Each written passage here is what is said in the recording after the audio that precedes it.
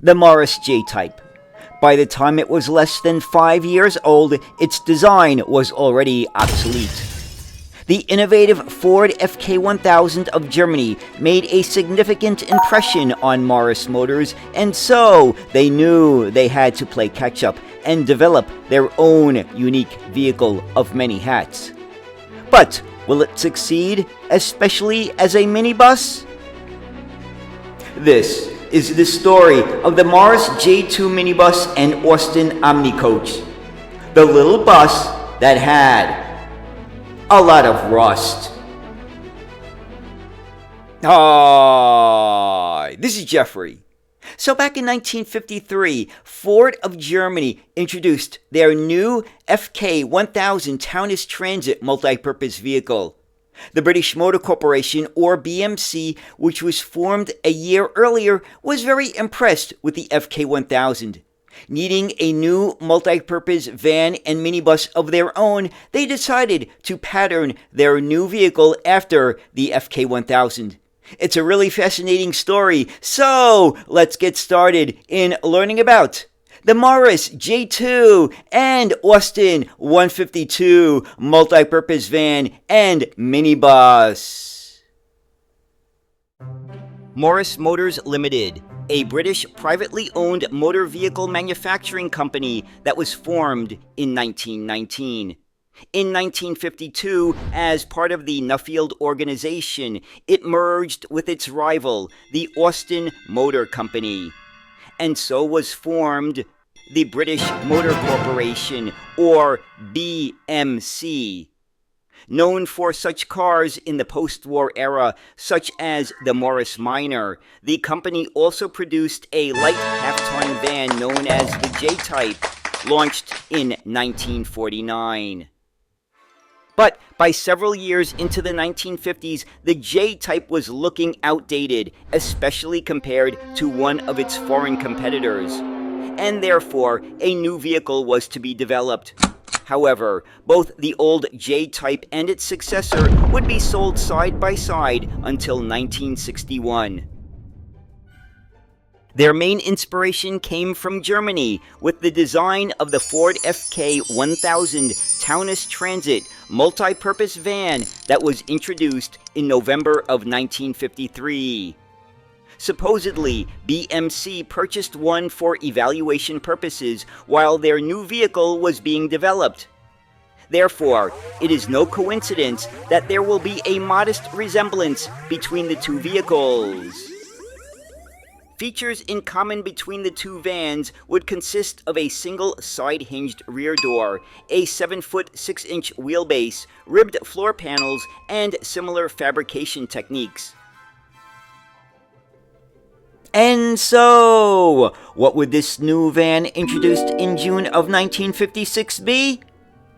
It was the Morris J2 commercial minibus, or the Austin 152 Omnivan or Omnicoach.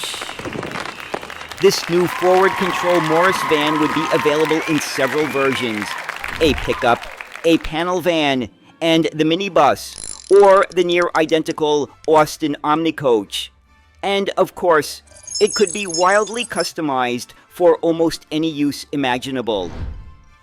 The Morris versions had a taller, rounded-shaped grille with vertical openings, while the Austins were equipped with a lower, wider grille with horizontal openings. Starting in 1965, however, the latter style was standardized across both Austin and Morris versions.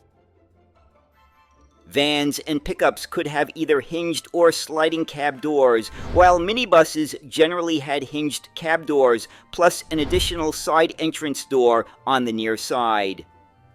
This 3/4-ton vehicle had an all-steel chassis-less monocoque body, fitted with a single-piece curved windscreen, being quite innovative compared to the older J-Type van.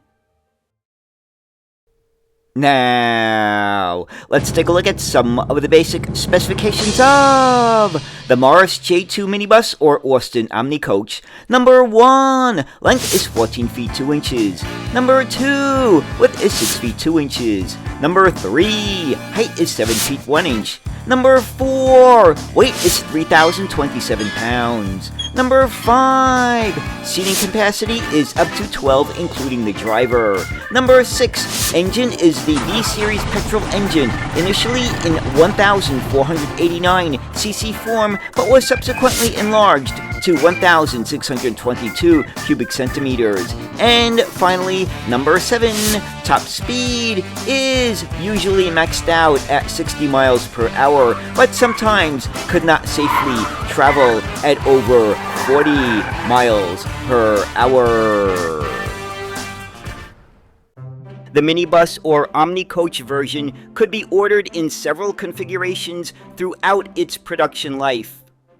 Alan M. Wilson, a sales manager at BMC specializing in the minibus version of the J2, explains. Minibuses were generally configured for either 10 forward-facing seats, including the driver, or with longitudinal benches, which could seat 2 or maybe 3 more. A central roof ventilator provided fresh air into the bus, even with the windows closed. In 1959, a 12-seater PSV version was introduced, with several modifications required by legislation, including a relocated fuel tank and filler, petrol shut-off device, grab handles and fold-down step at the side passenger door, amongst other details. 15-inch wheels were fitted to the J2. The front track was 4'2" and 9/16 of an inch, while at the rear it was 4 foot 5 inches, and the tires were partially skirted. No doubt, these features influenced future competitor vehicles such as the Comair FCPA of 1960. The J2 had a turning circle of 37 feet. Semi-elliptical leaf spring suspension was fitted to both front and rear, with telescopic hydraulic shock absorbers at the front and lever-type hydraulic shock absorbers at the rear. Rust-proofing was a problem, with the inside of closed box sections being unprotected. Unfortunately, the J2 was susceptible to rust from the spot-welded seams. This could be why few survive today. While the design may have been innovative for its time, durability wasn't its strong point.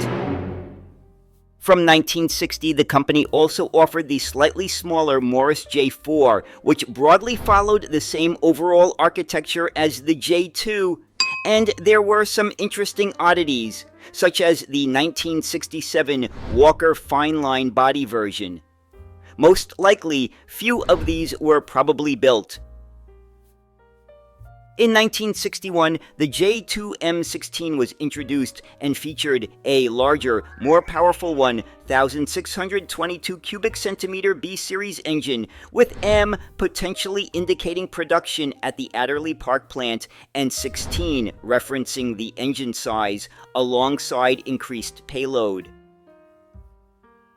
And in 1967, the J2 was replaced with the Morris 250JU. And so ended, after about 11 years, an imperfect but innovative minibus that was probably more influential than we could ever realize. And so there it is, the story of the Morris J2 Omnibus and the Austin 152 Omnicoach. So if you have any interesting stories or comments about these vehicles, just let us know, because I personally have never even seen one, but I think it's quite an interesting little minibus. So anyway, I hope you enjoyed this look at the Morris J2 minibuses, and as always, thank you so much for watching, and have a great day. Bye.